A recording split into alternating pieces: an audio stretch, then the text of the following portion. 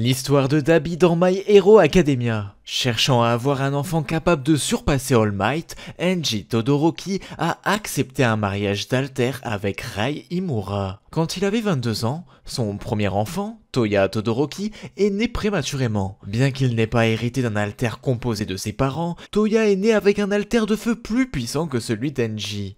Plus tard cette année-là, sa sœur Fuyumi est née, mais elle n'a hérité que du pouvoir de sa mère. Dès son plus jeune âge, Toya a été constamment entraîné par son père, et le jeune garçon était en fait très désireux d'apprendre tous les mouvements de son père afin de pouvoir un jour devenir un grand héros. Bien qu'aucun de ses enfants ne porte l'alter idéal qu'il espérait, Enji était satisfait de Toya et le voyait capable de surpasser All Might avec son puissant alter de feu. Malheureusement, la situation a radicalement changé lorsque les cheveux roux de Toya ont commencé à devenir blancs et que son corps souffrait de brûlures à chaque fois qu'il utilisait son alter. Enji et Rei sont allés voir un médecin pour découvrir ce qui n'allait pas chez lui. Le médecin explique que même si Toya a hérité de son père un puissant alter basé sur le feu, il a également hérité de la résistance de sa mère au froid glacial plutôt que de la résistance de son père à la chaleur torride, ce qui signifie qu'il se brûlerait à chaque fois qu'il utiliserait ses flammes. Enji le considéra comme un échec et arrêta soudainement de l'entraîner. Toya, malgré le défaut dangereux de son alter, aspirait toujours à être un héros professionnel. Enji a déploré que son fils ait également hérité de son entêtement et a décidé d'avoir plus d'enfants jusqu'à concevoir un successeur adapté à ses ambitions. Les années passèrent et Enji et Rei eurent d'autres enfants. Cela conduisit finalement à la conception de Natsuo, ce qui fit sombrer Toya dans le désespoir, tandis que le désir d'Endeavor de surpasser All Might continuait de croître. Finalement, Shoto est né, ayant hérité d'une combinaison parfaite des alters de ses deux parents. Enji avait finalement conçu l'héritier tant désiré qu'il recherchait. Cependant, Toya était toujours déterminé à réaliser le rêve de son père et refusait de l'abandonner. Il a continué à s'entraîner seul, puis a finalement commencé à se rendre à Sekoto Peak où son père s'entraînait. Enji a dit à Toya d'arrêter de s'entraîner en secret parce qu'il était couvert de brûlures et lui a dit de regarder au-delà du monde des héros. Toya a dit à son père de le regarder alors qu'il s'en prenait violemment avec ses flammes activées sur sa mère, portant le bébé Shoto, tentant de blesser son plus jeune frère. Mais il a été arrêté avant de blesser qui que ce soit. 5 ans s'étaient écoulés depuis l'incident. Et Enji a décidé d'entraîner Shoto, l'empêchant de jouer avec ses frères et sœurs. Toya, 13 ans, les a vus et les a regardés avec haine. Un jour, alors qu'il se préparait à aller s'entraîner à Sekoto Peak, Rei a essayé de lui faire réfléchir s'il voulait vraiment être un héros ou non, lui assurant qu'il y avait plus d'options que le monde des héros. Toya était furieux des paroles de sa mère, lui criant dessus. Rei fut surprise et Toya poursuivait son discours disant qu'il savait déjà qu'elle n'avait épousé Enji que parce que sa famille était pauvre et que c'était la seule raison pour laquelle il était né, mettant également la responsabilité de ses problèmes sur ses épaules. Par la suite, Toya a continué à s'entraîner à Sekoto Peak et pendant la saison hivernale, au moment où il a eu une poussée de croissance, son alter s'est développé et la couleur de ses flammes est passée du rouge au bleu. Toya a découvert que ces flammes sont liées à son état émotionnel et deviendrait plus fort s'il était énervé. Peu de temps après, impatient de montrer à son père comment il s'était développé, Toya lui a demandé de venir à Sekoto Peak la prochaine fois qu'il aurait un jour de congé. Enji, cependant, releva sa chemise et vit ses cicatrices de brûlure, en colère que Toya s'entraîne à nouveau, mais son fils était catégorique sur le fait qu'il était destiné à la grandeur et déterminé à rendre son père fier de lui. Frustré, Enji a ignoré les supplications de son fils aîné et a exprimé sa colère contre Rei pour ne pas avoir arrêté Toya. Quelque temps plus tard, Toya a attendu à Sekoto Peak que son père le rencontre, mais Endeavor ne s'est jamais présenté à la grande déception de Toya. La tourmente émotionnelle qu'il a ressentie lui a fait perdre le contrôle de ses flammes, ce qui a provoqué un énorme incendie de forêt. Toya a essayé de se sauver, mais il ne savait pas comment éteindre ses flammes car son père lui avait seulement appris à augmenter la chaleur. Il a donc été brûlé par ses flammes dépassant 2000 degrés Celsius. Sa mort a affecté sa famille, en particulier sa mère Rei, dont l'état mental avait déjà été durement affecté par les abus passés de son mari, et son frère Natsuo qui considère toujours son père comme responsable de la disparition de Toya. La famille de Toya a installé un hôtel bouddhiste dans son ancienne chambre après son décès et lui envoie toujours ses prières. On voit même Enji en train de prier, disant qu'il regrette la perte de son fils aîné. Cependant, Toya n'est pas mort et a sauté dans un lac voisin. Il a pu survivre, mais il a été laissé avec de graves brûlures sur tout le corps et a ensuite été retrouvé et recueilli par All for One. Dans le coma depuis 3 ans, Toya s'est réveillé pour se retrouver vivant dans une crèche accompagné de plusieurs enfants surpris de le voir réveillé. Toya a été encore plus choqué d'apprendre combien de temps il était resté insensible, y compris sa voix maintenant changée, et voulait seulement rentrer chez lui. Cependant, l'un des employés de la crèche lui a dit qu'il ne peut pas puisqu'il vit désormais avec tout le monde et qu'ils seront sa nouvelle famille. Toya est indigné, notamment parce qu'il voulait se réconcilier avec sa famille et s'excuser pour tout ce qu'il a dit et fait. Malgré cela, une voix sur un moniteur lui dit que ses espoirs sont vains, affirmant que son corps était trop endommagé et que toutes les pièces manquantes devaient être remplacées par des tissus régénératifs. Il explique en outre qu'il sera incapable d'utiliser le pouvoir qu'il avait autrefois avec ses organes endommagés, son corps affaibli et ses sens émoussés, le rendant incapable de ressentir la douleur. Dévasté par sa situation après que la voix lui ait suggéré de les laisser le relever pour riposter, Toya a carrément refusé d'être entraîné par quelqu'un d'autre et s'est enfui de la crèche après y avoir mis le feu. Il est rentré chez lui, mais a découvert que sa famille pensait qu'il était mort et que son père poursuivait ses abus et son entraînement envers Shoto. En voyant son père continuer sa création parfaite et comment sa famille brisée l'a quitté, Toya s'est rappelé de son statut d'échec et est devenu mentalement brisé. Résigné à son sort, Toya a décidé d'embrasser sa mort, se permettant de renaître avec un nouveau but, se faisant appeler Dabi. Selon Kyūdai, il ne devait vivre qu'1 mois après son réveil du coma, mais sa rancune contre son père l'a maintenu en vie. Au fil des années et après s'être teint les cheveux en noir pour cacher sa véritable identité, Dabi a secrètement observé les actions de son père de loin, étudiant les mouvements de son héros pour se rendre plus fort, tout en permettant à sa haine de grandir avec chaque éloge et attention. Acceptant sa nouvelle vie de méchant, Dabi a lentement élaboré un plan pour ruiner la vie d'Enji en détruisant sa carrière de héros. Examen de fin de trimestre. Giran mena Crématorium et Himiko à la planque de l'Alliance. Tomura fut mécontent des nouvelles recrues et demanda immédiatement à Black Mist de les amener loin de là. S'ensuivit une dispute entre eux et Tomura s'énerva assez pour les attaquer. Dabi et Himiko se préparèrent à riposter, mais Kurogiri intervint et utilisa son alter pour les séparer. Qu'en était? Dabi finit par être recruté par l'Alliance des super vilains et est affecté à la direction d'une équipe d'élite de vilains appelée Escadron Genesis. Tomura les fait se rassembler dans un entrepôt inconnu. Dabi proclame que leur mission sera un tir d'avertissement qui fera tomber les faux héros de leurs piédestaux brillants et les traînera sous terre pour créer un nouvel avenir pour le monde. Le lendemain, Dabi et 6 autres vilains arrivent secrètement sur le terrain d'entraînement des Wild Wild Pussycats où les lycéens de UA reçoivent une formation. Dabi annonce que l'Alliance a pour première mission d'enlever le sentiment de sécurité chez les étudiants. L'escadron commence alors son assaut le lendemain soir. Dabi utilisa son alter pour mettre la forêt bestiale en feu. Dabi maintient ses flammes bleues, tandis que les autres vilains cherchent Katsuki Bakugo. Twice fait des clones de Dabi, pouvant ainsi distraire les professeurs de UA. Dabi attend à l'extérieur du bâtiment du camp, mais attaque Shota par surprise avec ses flammes quand ce dernier sortit. Shota parvint cependant à éviter l'attaque de justesse et effaça l'alter de Dabi en le fixant. Shota le maîtrisa à l'aide de bandes de son costume de héros et plaqua Dabi au sol avant de lui demander des informations sur ses alliés. Dabi refusa de se soumettre et réussit à se libérer. Shota parvint à attraper Crématorium de nouveau, mais se trouvant être juste un clone, celui-ci disparut. Dabi dit à Twice que son clone a été battu trop vite. Twice repoussa la réclamation de Dabi. Il se disputa comiquement avec lui jusqu'à que Dabi lui ordonne de faire un autre clone pour tenir les héros pro à distance. Un autre des clones de Dabi attaqua le camp de nouveau. Il détruisit une des salles de classe, mais fut rapidement restreint par Vlad King. Le clone aiguilla Vlad jusqu'à que Shota arrive et le détruise. Finalement, Mr. Compress put capturer Katsuki. Dabi remarqua que Yuga se cachait derrière un buisson, mais avant qu'il ne puisse agir, Twice lui dit de rappeler Brainless tronçonneuse. Dabi se souvint alors que le Brainless avait été conçu pour lui et réagirait seulement à sa voix.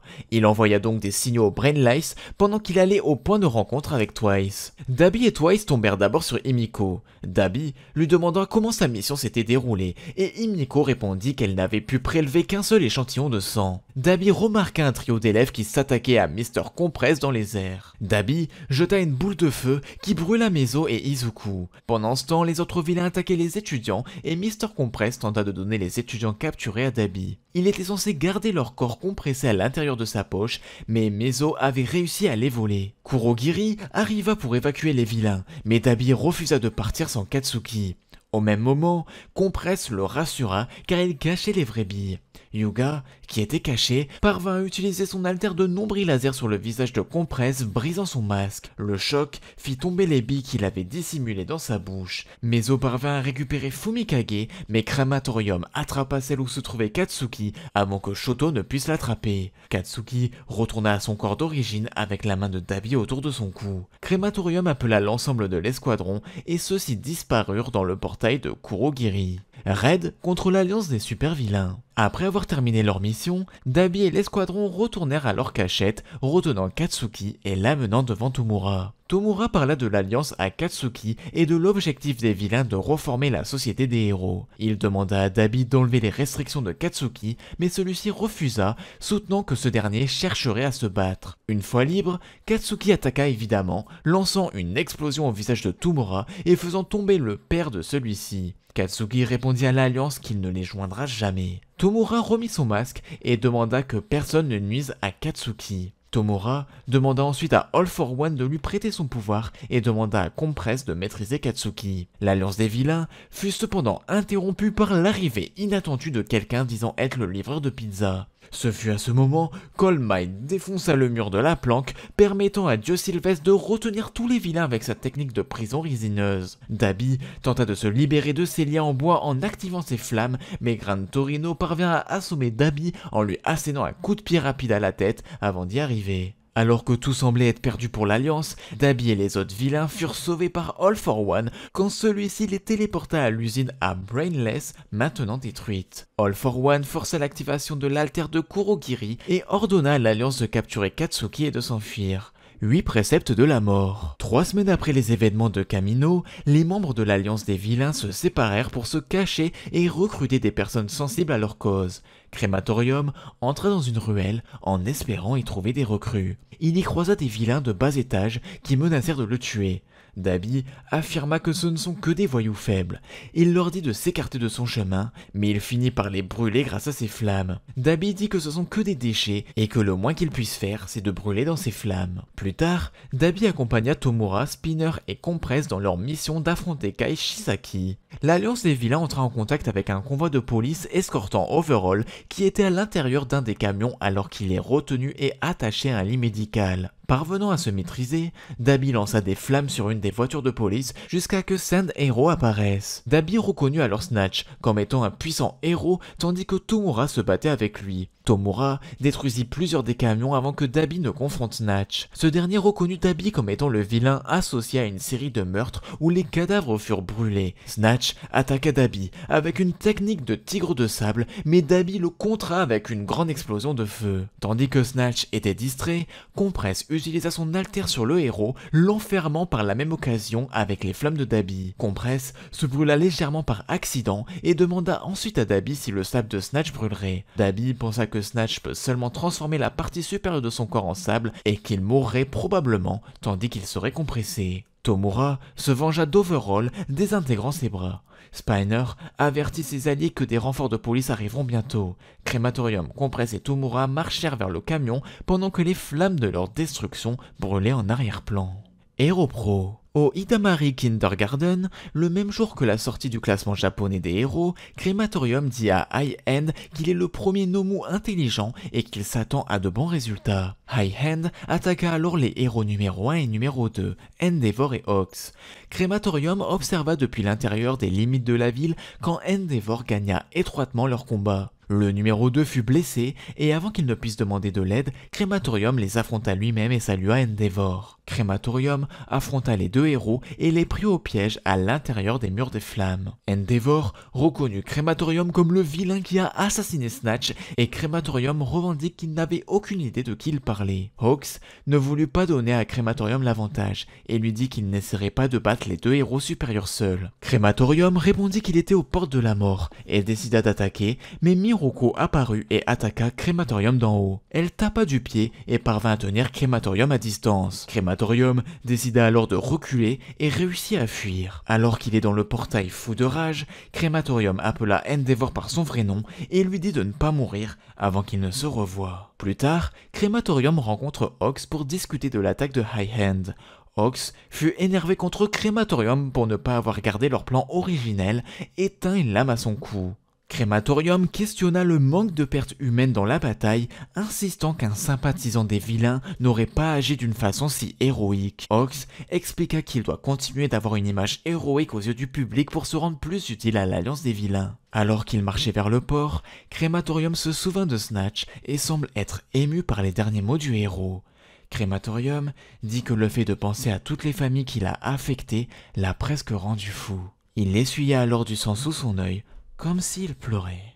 Armée de libération des super-pouvoirs. Avant l'événement du classement japonais des héros, la Ligue des vilains n'est pas sous son meilleur jour. Ils s'en sortent à peine, ayant peu de moyens financiers et se voient obligés de voler d'autres groupes de criminels. Spiner confronte Tomura par rapport à la situation déplorable de la Ligue. Crématorium lui se moque de Spiner en disant qu'il est juste un piètre cosplayer de Stain. Ils furent interrompus soudainement par un violent grondement amenant les vilains hors de leur planque. Ils se retrouvent face à Gigantomachia, un vilain gigantesque qui leur déclare qu'il est à la recherche du successeur d'All for One. Crématorium demanda l'identité du géant et Tomura lui répondit que c'était l'arme secrète dont Black Mist parlait. La Ligue se trouva vite submergée par la puissance de Gigantomachia quand ils entendirent la voix du docteur d'All for One qui parlait via une radio. Le docteur expliqua que le géant est le garde du corps d'All for One, qu'il se cachait avant la défaite de son maître, et le docteur leur dit que la rencontre faisait partie du plan. Dabi répondit que ce n'était pas un cadeau généreux et déclencha son alter de flammes. Crématorium submergea Gigantomachia avec ses flammes bleues, mais le géant parvint à sortir de ce bain de flammes. Le docteur téléporta alors la Ligue dans son laboratoire. Crématorium remarqua immédiatement les Brainless dans le laboratoire. Le docteur notifia le regard aiguisé de Crématorium et se présenta comme étant Daruma. Irrité, Dabi demanda pourquoi la Ligue était dans le laboratoire et le docteur lui répondit qu'ils doivent prouver leur valeur si la Ligue veut son soutien. Suivant les événements de Fukuoka, Crématorium se terre à la frontière entre Iway et Shiga. Il est téléporté à la ville de Daika par le docteur et est regroupé avec les autres membres de la Ligue pour partir en guerre contre l'armée de libération des super-pouvoirs. Himiko remarque que quelqu'un approche et Crématorium est prêt à lancer ses flammes.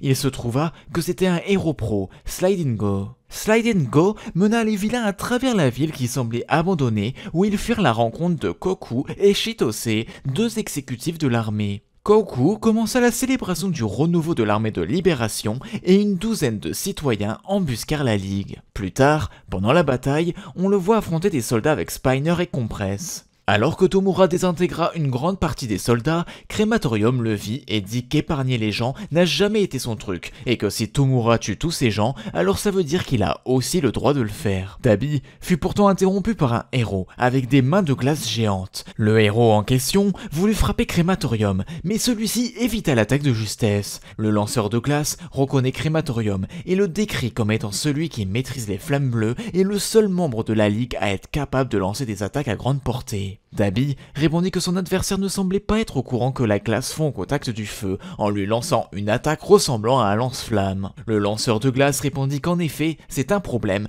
mais provoqua Crématorium en lui répondant que lui non plus ne semblait visiblement pas être au courant. Le héros en question est capable de maîtriser toute la glace, y compris des glaçons qui sortirent de quelques frigos des bâtiments alentours. Le lanceur de glace lança à Crématorium que ces flammes pathétiques ne lui feraient rien, avant que les deux adversaires ne se lancent une attaque mutuelle de glace et de feu, créant une immense déflagration qui projeta des soldats de l'armée à terre, alors soufflés par l'explosion. Alors qu'ils se battent, Crématorium lance à son adversaire qu'il agit de façon très optimiste en considérant qu'il est fichu car sa glace est presque totalement fondue. Le lanceur de glace, connu sous le nom d'Apocrypha, lança une nouvelle attaque recouvrant une grande partie de la ville, décimant les clones de Twice. Crématorium se demanda si la glace était la spécialité locale de cette ville et pourquoi il y en a autant. Apocrypha répond sarcastiquement qu'il a déjà dit qu'il peut contrôler la glace. Il ajouta également qu'il peut également contrôler la température de celle-ci. Il peut implanter sa glace dans les canalisations d'eau et peut alors baisser sa température. Ainsi, l'eau se gèle et peut être contrôlée. Crématorium, agacé, lui demanda alors pourquoi il n'a pas fait ça dès le début. Apocrypha lui dit que l'armée de la libération des super-pouvoirs est en train de s'échiner à créer un avenir où la force des super-pouvoirs sera directement connectée au statut des individus. Crématorium, ennuyé par le discours de son adversaire, lui dit de mourir. Apocrypha le provoqua en lui disant que c'est lui qui mourrait car son corps émet une odeur de brûlé depuis un moment. Il dit à Crématorium que sa peau est enflammée et qu'elle semble pouvoir peler à tout moment. Crématorium a alors un flashback d'une discussion avec Ox, lui demandant de prouver sa loyauté. À la fin du flashback, on revoit Crématorium en train de combattre Getten. Alors que Gigantomachia se rue sur le champ de bataille, Compress constate que si la Ligue affronte les monstres maintenant, la Ligue serait fichue, ce à quoi Crématorium répond avec frustration qu'il était sur le point de battre Getten. Après la bataille contre l'armée de libération, suite à leur victoire, on revoit Crématorium et le reste de l'Alliance en train de manger des sushis. Compress mange un sushi en remarquant que c'est ce qu'on appelle être le calme avant la tempête. Plus tard, la Ligue est introduite devant les membres de l'armée de libération des super-pouvoirs et Crématorium s'avance aux côtés des autres membres de l'Alliance. Agence Endeavor. Dabi a envoyé Intig enlever Natsuo afin de blesser psychologiquement Endeavor. Guerre de libération du paranormal. Lorsque les héros lancent leur attaque sur le front de libération paranormale, Dabi et les autres lieutenants ignorent d'abord le raid. Pendant que tout le monde évacue, Dabi se dirige vers un autre endroit. En entendant Twice crier, Dabi se dirige directement vers les lieux, sachant que Hawks a trahi l'organisation. Dabi agit alors en tirant un grand lance-flamme pour sauver Twice du mal. Dabi entre dans la pièce et s'approche de Hawks blessé, gravement brûlé par ses flammes. Le méchant marche sur le visage de Hawks tout en émettant des flammes depuis ses semelles, se moquant du héros pour avoir trouvé des excuses pour son comportement de héros. Cependant, Hawks révèle qu'il a survécu à l'assaut de Dabi grâce à ses ailes, le transportant lui et Twice en sécurité. Dabi a dit à Hawks qu'il a perdu la plupart de ses plumes au combat. Hawks reproche à Dabi d'avoir failli brûler son ami à mort, mais Dabi admet que l'on attend des héros qu'ils mettent leur vie en jeu. Dabi révèle avec suffisance qu'il n'a jamais envisagé de faire confiance à Hawks depuis le début de sa coopération avec la Ligue. Cela dit, Dabi lance un autre barrage de flammes directement sur le héros ailé, provoquant une grande explosion à l'extérieur du manoir en ruine. Twice parvient à échapper à l'emprise de Hawks et dit à Dabi de continuer à attaquer Hawks. Dabi encourage ensuite Twice à se déchaîner et à se battre à pleine puissance en félicitant son camarade tout en retenant Hawks avec ses flammes.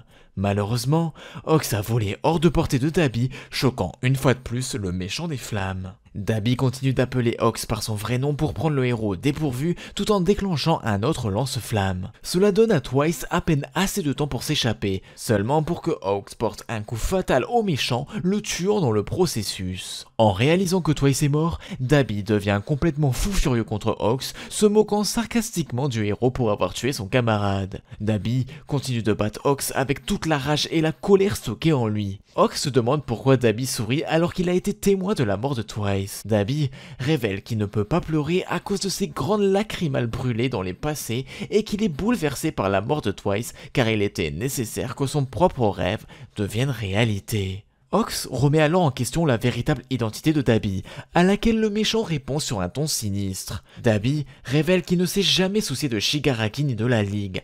Tout ce qui l'intéressait était de mettre en œuvre l'idéologie de Stain et de la diffuser dans le monde. Alors que le méchant se prépare à brûler Hawks à mort, Dabi est repoussé par l'arrivée opportune de Tsukuyomi. Dabi dit à Fumikage qu'il est pathétique que Yue ait forcé ses étudiants sur le champ de bataille et souligne cruellement que Hawks a assassiné Twice alors que ce dernier essayait de protéger ses amis. Cela choque Fumikage. Dabi prépare ses flammes au moment même où Fumikage prépare Dark Shadow pour essayer de le mettre lui et Hawks en sécurité. Le méchant tire un grand lance-flamme pour brûler les deux héros, brûlant presque à mort Fumikage. Fumikage envoie Dark Shadow attaquer Dabi mais l'attaque rate. Dabi saute alors à terre et utilise utilise ses flammes sur ses pieds pour planer vers le bas et poursuivre Fumikage et Ox. Remarquant que son professeur est inconscient, Fumikage essaie d'utiliser Black Fallen Angel, mais Dabi apparaît devant eux en planant. Il se prépare à les réduire en cendres tout en notant qu'il a vu venir la trahison de Ox. Cependant, leur escarmouche est interrompue par la soudaine attaque de glace de Getten, permettant à Fumikage et Ox de s'échapper. Dabi rejoint alors Compress au moment même où les méchants commencent à riposter contre les héros. Soudain, l'endroit commence à trembler et Gigantomachia émerge du sol, levant la main pour attraper Compress et Dabi. Lorsque Gigan atteint Shigaraki pour l'aider face aux héros, Toya, en tant que crématorium, salue Endeavor et Shoto. Endeavor l'interpelle en l'appelant Dabi, mais ce dernier s'exaspère ironiquement et s'asperge la tête d'une lotion décolorante, faisant couler la teinture noire et révélant ses cheveux blancs, puis demande à son père de l'appeler par son prénom, Toya. Il révèle ainsi son identité, plongeant son frère et son père dans l'incompréhension. Il leur fait part de sa déception quant au fait que sa propre famille ne l'ait pas reconnu. Au même moment, un enregistrement de lui est lancé sur le web. Il raconte à tout le Japon qu'il a tué plus de 30 innocents et pourquoi. Il dévoile à tout le monde le rêve égoïste de son père et ce qu'il a fait pour l'accomplir, considérant son propre fils comme un échec, le mettant de côté et l'oubliant. Face à Enji, il dit qu'il n'a rien oublié et que les gens se plaisent à croire que leurs actions passées peuvent être oubliées si on se tourne vers le futur. Il descend de Jigan en dansant, monologuant sous le regard abasourdi de sa famille. Il dit que la chute d'Endeavor vient enfin de commencer. Il était obsédé depuis des années par la recherche du moyen le plus efficace de détruire la carrière de son père. Il avoue même être allé voir Natsuo tous les jours en pleurs en se demandant quel sens avait son existence. Il explique avoir prémédité le meurtre de Shoto au moment où il deviendrait un héros accompli, puis avoir essayé de tuer Endeavor lorsqu'il est devenu numéro 1, ne supportant pas qu'il puisse être heureux et avoir enfin atteint son objectif. Toya jubile et annonce à un Enji horrifié qu'on récolte ce que l'on sème et qu'il l'invite à danser avec son fils en enfer. La diffusion montre alors une vidéo truquée de Ox tuant Twice pour donner l'impression que le héros numéro 2 a cruellement tué un homme qui essayait de sauver ses amis et le représenter comme un meurtrier, tout en révélant que Ox a tué Best Jeanist, le héros numéro 3. Le vilain dénonce les héros comme des individus qui ne se soucient que d'eux-mêmes et se servent des autres pour se mettre en valeur. Dabi remercie alors Endeavor pour avoir tenu le coup jusqu'à maintenant, puis saute en se préparant à éliminer son père et les autres avec son attaque Prominescence Burn. Mais avant qu'il n'ait pu le lancer, il est immobilisé par des câbles. Il regarde au-dessus de lui et est choqué de voir le héros numéro 3 tomber du ciel alors qu'il le croyait mort. Best Jeanist déclare à Dabi qu'il a eu les yeux plus gros que le ventre et que son plan s'est effiloché. Entre-temps, Nejire tente d'attaquer Tomura, mais malheureusement, elle prend de plein fouet les flammes de Dabi tandis qu'il brûle les câbles qui le retiennent. Shoto ordonne désespérément à Dabi d'arrêter. Alors que Shoto affronte son frère, il révèle à Dabi qu'un des vilains qu'il a envoyé s'occuper d'Endeavor avait failli tuer Natsuo. Cependant, Dabi lui fait simplement part de sa déception quant à sa survie car Endeavor aurait souffert davantage si Natsuo était mort. Incrédule, Shoto demande à son frère s'il ne serait pas devenu complètement fou, et Dabi confirme en déclarant qu'il est désormais incapable d'éprouver le moindre sentiment. Alors que Dabi continue son combat aérien contre Shoto et le Narg, il l'immobilise entre ses bras et libère ses flammes. Shoto l'avertit qu'en faisant cela, il prend le risque de se brûler lui-même, ce à quoi Dabi lui répond que cela ne le dérange pas du tout, car il a l'occasion de voir Endeavor rester planté, impuissant et apparemment brisé, tandis que sa grande marionnette périt dans les flammes de son plus grand échec et se réjouit à l'idée de contempler la tête que fera Endeavor une fois que Shoto sera réduit en cendres. Soudain, Deku attrape Dabi avec Black Whip. Dabi se libère rapidement à l'aide d'une explosion de chaleur qui expédie également Shoto et Deku plus loin et critique ce dernier pour avoir interféré dans leur affaire de famille. Pendant qu'il chute, Deku lui rétorque Endeavor et son mentor que malgré le fait que le passé ne meurt jamais, ce dernier cherchait quand même à se racheter et il conclut en disant à Dabi qu'il n'est pas Endeavor. Dabi se moque de Deku pour son discours. Lors d'une dernière confrontation, tandis que Shoto s'apprête à utiliser son pouvoir contre Dabi, ce dernier contre-attaque avec une version plus large et plus puissante de cette même attaque qui submerge et fait perdre connaissance à son petit frère. Il s'excuse sarcastiquement auprès de lui et quitte le champ de bataille car tuer Shoto maintenant ne lui servirait à rien car Endeavor n'est pas encore entièrement brisé. Il rejoint ensuite Compress qui utilise son alter sur lui et le glisse dans le foulard de Spiner afin qu'il puisse s'échapper avec le reste de la ligue. Après que la ligue se soit échappée avec succès de l'un de leurs repères, Dabi est plus tard vu assis à côté d'All for One possédant Shigaraki, qui se réjouit de la série d'évasions de vilains qu'il a provoqué dans tout le Japon. 2 jours plus tard, Dabi est allongé sur un canapé dans l'ancien manoir de la coalition de refus des créatures, contemplant ses propres brûlures. Sachant qu'Endeavor est probablement toujours en vie et en convalescence, il en déduit que non seulement sa position ne lui permet pas de mourir, mais qu'il devrait également faire une déclaration publique bientôt, ce qu'il attend avec joie, car il s'attend à ce que Endeavor s'affiche pathétiquement. Il dit alors à son ancienne famille de le regarder dans les fosses de l'enfer, tout en versant une larme de sang. Traître de Yue. Un mois après la bataille contre Star and Stripe, Dabi et les autres membres de la Ligue se cachent dans l'une des grottes secrètes d'All for One. Comme les facteurs d'alter de Tomura ont été gravement endommagés, All for One présente ses excuses à ses alliés. Ils devront patienter le temps que leur chef guérisse. Peu après, Dabi retrouve Himiko Toga dans l'ancienne maison de sa famille. Moqueur, il lui dit qu'il ignorait qu'une folle comme elle avait encore un cœur. Elle lui réplique qu'elle est simplement curieuse de revoir son passé, ce qui est tout à fait normal. Dabi lui demande si elle est prête pour ce qui les attend, et elle lui répond qu'il est un peu tard pour se poser la question. Il met ensuite le feu à sa maison pendant qu'Himiko s'éloigne en riant. Avant de partir, il rappelle à Toga qu'elle peut utiliser les alters de ceux qu'elle aime lorsqu'elle prend leur apparence. Il lui remet alors une fiole contenant le sang de Twice, qu'il a récupéré avant que Jigen Tomaka ne les emporte pendant la guerre de libération du paranormal. Avec ce sang, elle pourra reproduire le Sadman Parade et terminer le combat en leur offrant la victoire finale, leur dernier éclat de rire face aux héros. Arc de la guerre finale. Avant la guerre finale, All for One propose à Dabi et à Spinner de nouveaux alters pour se préparer au combat. Dabi refuse avec désinvolture, convaincu de ne pas en avoir besoin, tandis que Spinner en reçoit 2. Quelques jours plus tard, All for One les convoque accompagnés d'une armée de vilains pour attaquer Izuku et lui voler One for All. Cependant, il tombe dans une embuscade organisée par les héros restants. Alors que Tomura s'apprête à frapper le sol, il ordonne à Dabi d'attaquer. Ce dernier, moqueur, lui rappelle qu'il n'est pas son chef. Dabi charge alors, lançant une vague de flammes en direction des héros et s'adressant à son père, Endeavor, pour le provoquer. Shoto surgit d'un portail de distorsion et bloque son attaque avec de la glace. Il le reproche à Dabi de l'avoir sous-estimé, mais celui-ci rit en criant son nom. Le système de défense s'active soudainement, enfermant les vilains dans des conteneurs séparés. Bien qu'ils s'en échappent presque aussitôt, cela permet aux héros de les envoyer dans des portails distincts. Dabi et Shoto se retrouvent alors seuls à Kamino, où leur affrontement commence.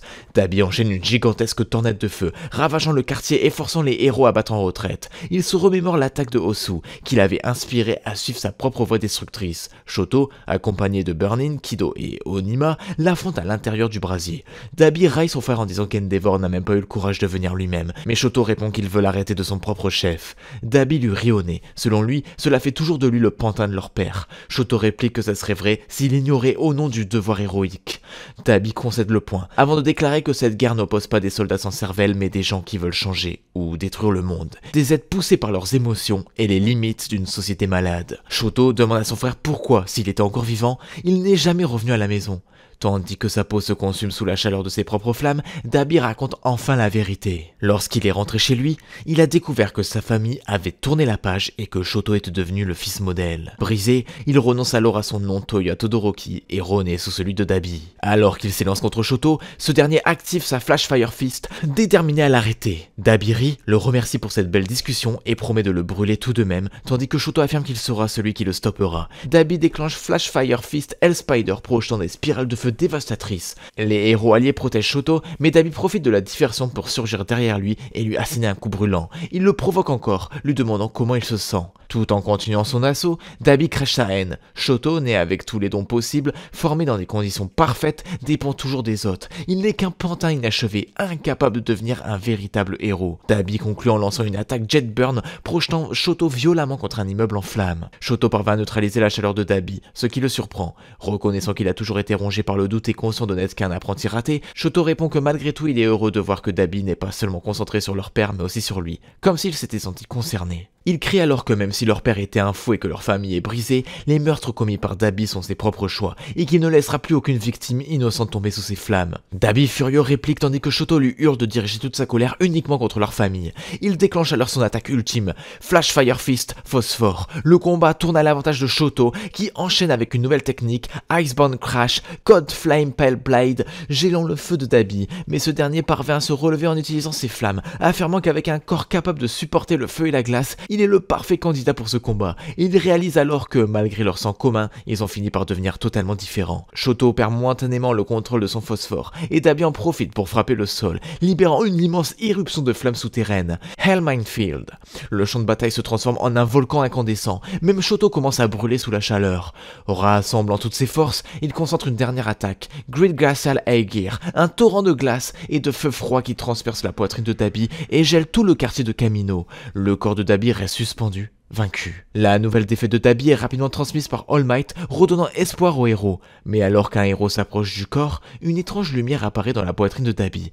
Avant d'être complètement gelé, il avait réussi à copier la technique phosphore de Shoto, ce qui lui permet de survivre. À la stupeur générale, il se relève et incinère Kido et Onima, raillant Shoto pour lui avoir involontairement donné le moyen de se régénérer. Il contacte ensuite Skeptic via un dispositif. Skeptic, agacé, lui indique tout de même où se trouve Endeavor, en plein combat contre All for One. Dabi décide alors de le rejoindre. Arrivé sur place, il surgit du portail en ricanant et saluant son père avant de mettre le feu à la forêt aux alentours. Himiko Otoga, sous la forme de Twice, apparaît à son tour, multipliant les clones pour semer le chaos. Endeavor lui demande si Shoto va bien. Dabi répond qu'il voulait initialement tuer son frère et lui offrir son corps comme cadeau, mais qu'il a été trop fort. Déçu, il jure alors de détruire tout ce que son père tente de protéger. Endeavor s'envole pour attirer Dabi loin du champ de bataille principal, laissant les autres héros affronter Himiko et All for One. Mais ce qu'il ignore, c'est que Dabi accumule depuis son premier combat une énergie thermique dévastatrice à l'intérieur de son corps. Ses flammes bleues s'intensifient à chaque seconde.